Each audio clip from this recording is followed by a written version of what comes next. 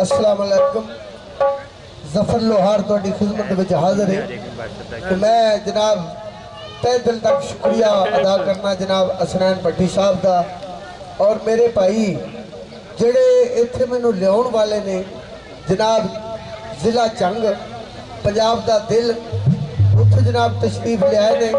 जनाब रहमान साजिद साहब उन्होंने मैं शुक्रिया अदा करना कि जिन्ना तुहाडे नाल मुतारफ कराया तुहाडे सामने मैनू लैके आए तो जनाब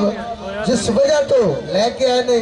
सब तो पहले मैं वो अपनी माँ बोली पंजाबी का गीत तुहाडी खिदमत में पेश करना।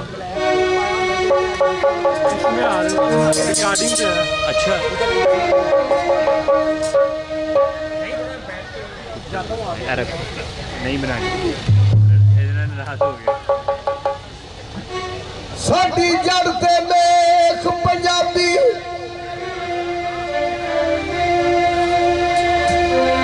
साडे अज़लां लिखे लेख पंजाबी साडे मां भैण पंजाबी साडे सब कुल कोल पंजाबी असी अनमोल पंजाबी सोनी बोली बोल पंजाब दी